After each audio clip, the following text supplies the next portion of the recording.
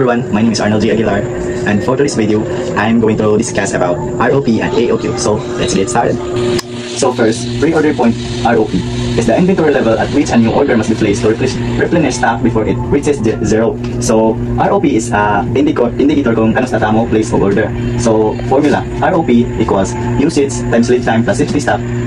So where usage, how many stocks will use, kung pila ka stocks ang magamit.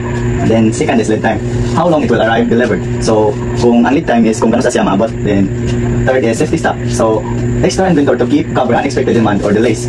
So ang safety stocks is kana na siyang sobraan mo order in case of mount mo stocks para na may kakon. So we have an example here.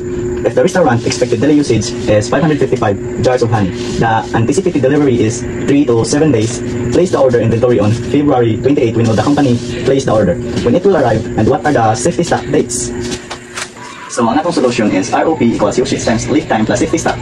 So ROP equals 555 jars of honey. So 555 jars of honey is mo siya ang atong usage times 3 to 7 days is ang 3 to 7 days is mo siya ang atong lead time plus 555 jars of honey. So mo siya ang atong safety stock. So the times nato ni 4. So ang kaming 4 is ikan siya sa 3 to 7 days. So 3 man siya, so 4, 5, 6, 7. So maong 4 na siya, i-times nato 4. So ROP equals 555 times 3 plus 555 times 4 equals ROP equals 1,665 plus 2,220. ROP equals 3,885 jars of honey. So mo siya ang answer. So therefore, the company should make the order when the level of inventory is at 3,885 jars of honey. So proceed to place the order is February 28. And ang atong lead time is 3 to 7 days. So ang kaning atong 3 kay mao siya ang minimum lead time. Then ang 7 is mao siya ang atong maximum lead time.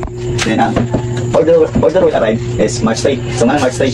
So gi-place man ang order pag February 28. So mag-ihap ka 3 days kay ang atong minimum lead time is 3 days man siya. So 1, 2, 3. So mao sa March 3. So March 3 is 3 days minimum lead time. So safety stocks dates March 3 to March 7. So 4 days. So nganong 4 days is 3 to 7 days man siya. So mao siya magyapag 4, 3, 4, 5, 6, 7. So mao siyang 4 days. So the second is AOQ, which is the economic order quantity. So ang kaning AOQ is mao ni siya ang baseline kung pila ka buok ang atong order. So number of bottles of ketchup required annually equals 7,500. So next is cost of placing an order. So $87,250. Annual carrying cost per year bottles equals $0.50.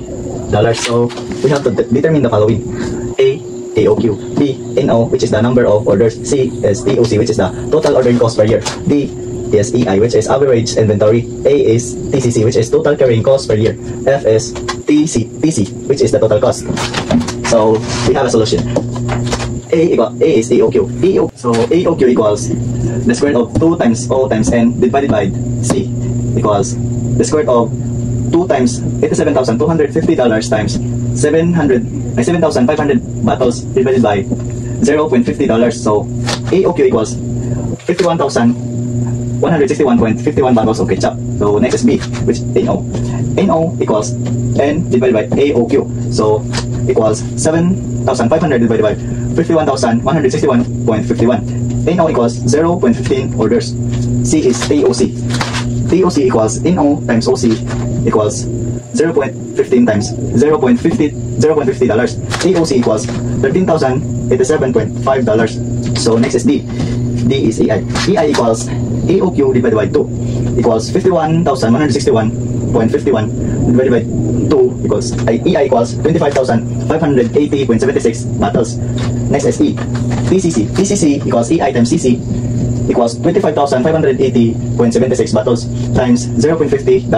So TCC equals $12,790.38.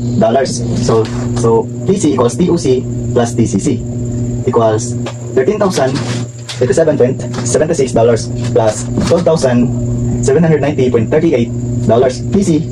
So TC equals $25,877.88. That's all for today, guys. Thank you for watching.